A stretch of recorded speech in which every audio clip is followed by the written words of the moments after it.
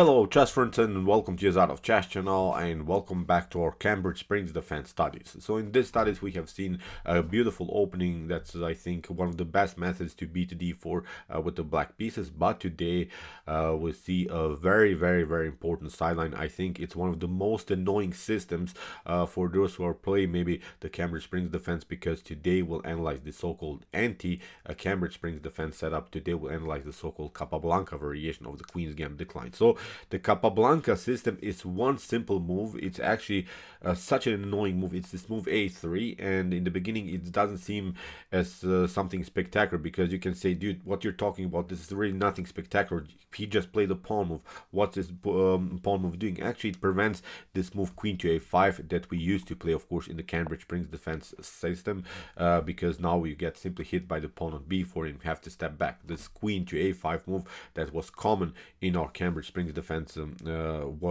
it's not possible anymore, because white is getting some spaces here on the queen side. You're getting simply destroyed. I think positionally you get this move b4 after queen to c7. Now c5 is even an opportunity. Bishop to f4 in the near future is also a realistic opportunity. In the near future, maybe knight to f3, then knight to e5, f4, and similar ideas are coming into my mind. Bishop to d3, queen to c2, hitting here the pawn on h7. So you look at this, you're simply cramped. Both of your bishops are paralyzed by this pawn structure. One is paralyzed by your own pawn structure, one is paralyzed here by white's pawn structure. So this is not a good system. This is not a good continuation anymore for black. So that's why after move here a3, we have to search for different opportunities. We have to search now for very important ideas here for black. So let's start from the beginning, because let's see how, for instance, this position happens, how we reach this position, because maybe you're watching one of my videos for the first time and you don't know what I'm talking about. So let's see now, first of all, this Queen's Gambit Declined setup, and then this anti-Cambridge Springs system here from white's perspective. So of course the first move is d4. We're playing knight to f6, and after move c4, e6. And please check out our previous videos. In the previous videos we have explained the Cambridge Springs defense from black's perspective, with many sidelines like the Yugoslav variation, Rubinstein variation, and many more, which are very important. So as I said, in this video we'll analyze only this anti-Cambridge Springs defense variation. So here knight to c3, we're playing the move d5, and after move bishop to g5 we'll play this system, this compact position around the square f6. We're playing knight to d7, and after move e3 we are hoping to get the move queen to a5. But now, as we said, white is playing now the move a3, and basically some of us, I think, don't know what to do. Some of us would start to sweat and would say, okay, I know something about the Cambridge Springs defense. What should I play now? This is new for me. What should I do? How should I counterplay this move? In my opinion, you should keep it calm here, because one of the most important strategic concepts of white is always the exchange variation. C takes d5, and after e takes d5, you could reach a position that we have talked already about in one of our studies. Please check out also our Queen's Gambit Declined exchange variation studies, because in order to get a better understanding what's going on now in this particular position, you have to understand the concept of the exchange variation, because many times white will search for simplification with a simple move c takes d5. And I think you should not be surprised by this move. It's nothing spectacular, but also then you have to know what's going on in the continuation of the game. So we're playing first the move here bishop to e7, and let's see now what happens if our opponent first of all plays the move c takes d5. If he goes into exchange, he's saying, okay, I'll undermine the pressure in the center, I'll release the pressure in the center. I prevented this Cambridge Springs defense with the move queen to a5, and what actually white is hoping for is also to launch an early, maybe here minority attack. We have talked about the concepts of the minority attack very often in our studies, because what white is hoping for is to get some ideas of rook to b1, maybe a4, b5, and hitting simply here your queen side is trying to provoke some structural weaknesses here on the queen side. Maybe you can left here with a backward pawn on c6, maybe you can be left with an isolated b pawn or something. So many times white wants to launch simply minority attack. It's really the common motif in these types of structures, in the so-called cardboard structures, and we have talked about also this kind of an idea. So as I said, please watch this series from the beginning. The exchange variation, you should cover also the Cambridge Springs defense, because After move b4, you may think something went wrong here because our opponent is already attacking me, but actually it's also nothing spectacular. First, we're playing a very important move that's very useful also in particular sidelines, h6. First of all, after h6, your opponent maybe retreats here to f4, and now we play simply kingside castling. And now after move bishop to d3, I think we can go here immediately with a very important move b5. We have talked about this b5 methods many times in the exchange variation. Now we have opportunities to play knight to b6 and knight to c4, rook to e8. Then we can also hit the center here with the move knight to e4. When we play knight to b6, of course, or also our light square bishop gets liberated. So it's in my opinion nothing spectacular. So that's why after move here c takes d5, we should go e takes d5. As we said, your opponent could try maybe a bishop to d3, but now if he doesn't play b4 immediately, you can paralyze him immediately with the move a5. You can prevent even if the minority attack. But if he goes into the minority attack early, then we just play h6, and as we said, kingside castling. Here we hit the pawn move here b5, and we have now great grip around the square c4 and also around the square e4. Your opponent doesn't have, I think, here good opportunity. So let's go back. After move c takes d5, e takes d5, and bishop to d3 and a5, here we're preventing the move b4. Your opponent will probably try this idea, queen to c2. He's trying maybe to delay the knight's move, and he's trying to get this idea f3 e4. This f3 e4 idea we have talked about also in our Queen's Gambit Declined exchange variation studies. So now we just play h6 again, bishop to h4, bishop to f4, doesn't matter, kingside castling, knight to e2, and now rook to e8. Here after kingside castling, now we again play this move b5, and we have reached now a common position that's familiar to us in the Queen's Gambit Declined exchange variation, again with the same motif, knight to b6 and then knight to c4. In my opinion, this method, this c takes d5 method, from White's perspective to trade off the pawns in the center of the board to simplify the game, leads into nothing special. You should just pick up with the e pawn, and I think you have a solid game. So that's why White will try different opportunities. I think one huge difference is in White's continuation. First of all, we should always separate now the differences. So okay, we have now solved the positional problems after c takes d5, but now I think comes already a critical moment, and it's actually the bishop's move. The bishop's move by White is defining basically the continuation of the game. What I mean about this, now White can play bishop to d3 early, or White is delaying the move bishop to d3. So this strategic concepts you have to realize. So it's a whole different story if your opponent plays early bishop to d3, or if he plays around this move. He plays queen to c2, rook to d1, knight to f3. He doesn't want to play bishop to d3, because if he plays bishop to d3, in some occasions we're playing the move d takes c4, and then we hit the bishop again. So White in many occasions wants to delay this bishop's move by methods queen to c2, rook to d1, and knight to f3. So from this point on, if your opponent is not playing the exchange variation with the move c takes d5, you should just separate now the line.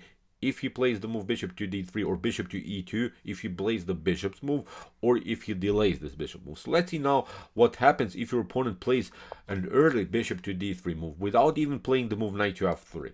When that happens, we have an immediate attack with the move e5. We should break the position immediately in the center of the board, because your opponent didn't battle for the center with the move knight to f3. That's, I think, here already a slightly inaccurate move here by White. Bishop to d3 leads into complications, because maybe your opponent can take, but now we pick up this pawn. Very important move, e takes d4, hitting the center after e takes d4. Now we play knight takes d5, and we're leaving here White with an isolated pawn, which is very important. Look at this. This bishop is hanging. Your opponent can take, of course. We pick up here the bishop. Maybe he can cover, but now we reroute this knight to f6, and we have a great grip around the square d5. Okay, in some of the next couple of moves, probably we have to get out of the e file. We'll play probably queen to d6 or something, but I think it's a solid game now. If from this point on, black should be even slightly better. Kingside castling, maybe find some good squares for the bishop. Bishop to g4, bishop to h3, bishop to g6, maybe rerouting the bishop. But keeping white with an isolated pawn here, I think it's perfectly fine. So that's why you see this early bishop to d3 move is not so good. Your opponent didn't battle for the center. So let's see now what happens if he plays first knight to f3. Then we go here simply kingside castling. And if he goes now with the move bishop to d3. If that happens, we're playing a very important move, h6. We cannot play, of course, e5 now anymore. But h6 is very important because after bishop to h4, in some of these occasions, your opponent will try to get this goal, e4. e4 is very important because he wants to get some kind of a space in the center of the board. He's trying to attack you with 3 pawns against your pawn on d5. But if that happens, always we have discoveries with knight takes e4, and then maybe the bishop could be hanging because here the bishop is only protected once by the knight. If this bishop stays on here g5 and your opponent plays now the move e4, then of course after knight to e4 he could protect his bishop twice. So that's why it's very important to play this calm move h6, kicking it with the way. And now after bishop to h4 we can play now this method that we have talked about also in this video, d takes c4. Now of course, as we said, e5 doesn't make sense, but now after bishop to c4 we hit now the bishop. That's now the most important concept. So as I said, you should separate the strategy of whites if he plays the move bishop to d3 or bishop to e2, or if he delays the move. So that's something I think that you really should consider further. That's, I think, the most important concept here to realize for both sides. So after move bishop to d3 can be played again, and now we play a6 with a method to play bishop to b7, and we want to hit now the center with the move c5. That's, I think, a playable line for you. You get really a beautiful bishop's activity on this diagonal. This bishop is perfectly fine, and we have a great grip around the square c5. What your opponent could do here in this particular position, he could paralyze you maybe with this move b4. And it seems strange. It seems maybe you think, oh dude, I made already mistake, he paralyzed me here, my bishop is locked now here by this pawn structure. But actually we should not worry, because now we break the center, pardon me, we break the queen side with the move a5. Here your opponent will probably protect the center here with the move rook to b1. But now after a takes b4, we have a takes b4, and now we hit the knight on c3, which is loose now. Here of course your opponent has to make a reaction after rook to b3, rook to b3, queen to b3. There is even this stunner, c5. Look at this, because after something like d takes c5, you have even this one, knight takes c5, b takes c5, and look at this, this bishop is hanging on d3. This is a perfect position for you with the bishop pair, with this weak pawn on c5, with the possibility to include the bishop into the game. The king is stuck in the center, so it's now a game over, I think, for white. So even if you pick up here, of course, this pawn with the b pawn, again knight to c5 is going to happen with the same position, with the same position here after queen takes d3. So see, this b4 move should not bother you. Should not bother, because we have immediate the opportunity to break and enter here with the move a5. We're continuing the pressure. Look at this. This bishop is good here. We have still a great protection around the square f6, so our bishop on e7 can play freely. Also our queen can play freely. That's, I think, also good setup here. Knight to d7 and this knight to f6 compact setup here around of both of this knight. So that's why you should not be bothered by this move b4. Your opponent could try maybe here, instead of this move b4, a very annoying setup here with the move bishop to f6. This is a tricky line that white will play many times, because he wants to undermine your protection of the c5. He's not allowing you here to play the move c5, because now you have to make a reaction. Of course, after knight to f6, he's playing now knight to e4. We pick up the knight, and after bishop to e4, bishop to b7. Now he's trying to get this move b4. He's paralyzing your bishop here by its own pawn. Look at this. You cannot advance, of course, now the pawn to c5, and he's paralyzing also your dark bishop. But again, nothing spectacular in my opinion. Again, this move a5, rook to b1, a takes b4, a takes b4, rook to a4. Look at this, the queen can defend, but now we get simply the queen on d6, and we hit the pawn on b4, and it becomes, of course, a vulnerable square in white's position. So from this point on, I think black is taking over. So you see, this method with this early b4 moves should not bother us. So as we said, we just we just play here a5, and I think we could have a really good game. So let's go back. So as we said, these systems were all possible because your opponent played knight to f3 and an early bishop to d3. As we said, we play kingside castling, and after bishop to d3, first h6, bishop to h4, and now d takes c4 with the continuation of b5. So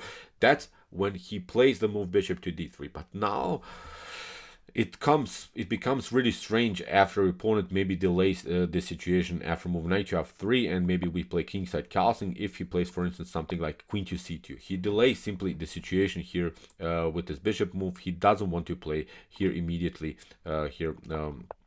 with the bishop, because he knows if he goes with the bishop on d3 or e2, that will hit the center with d takes c4, b5, a5, b4, and similar stuff. We'll simply expand on the queen side. We'll play bishop to b7.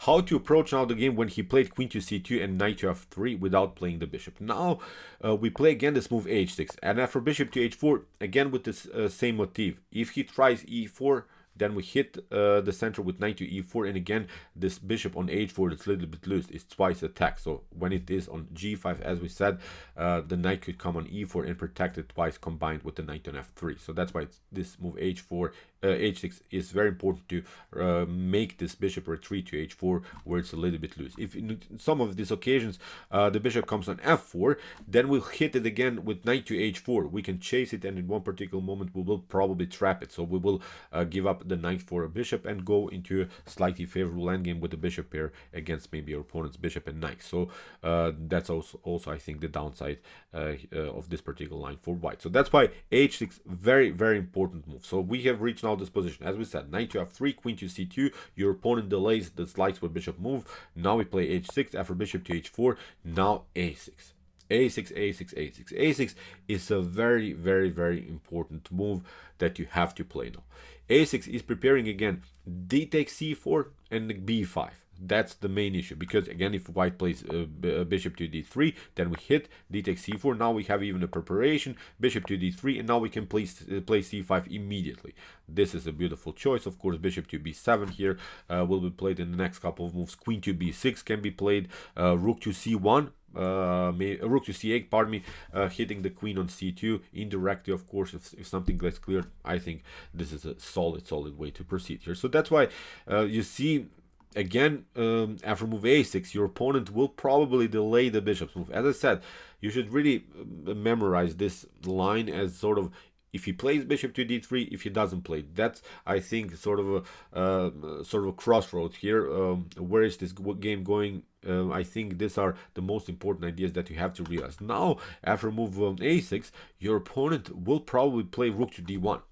He's still delaying this move because he's preventing, as we said, after move d takes c4, b5, and then if you want to play, of course, the move c5 that we have seen earlier is working for you, then of course the d file could be opened and the queen could be endangered. Now we have to find a different opportunity here.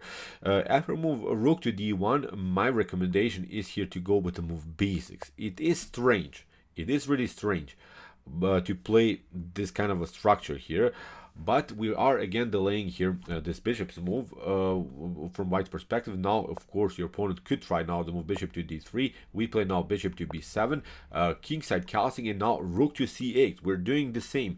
We are hitting also the queen. And one game that I found in the database, it was a beautiful game played by Sam Shankland against Shakir Mamedjadov.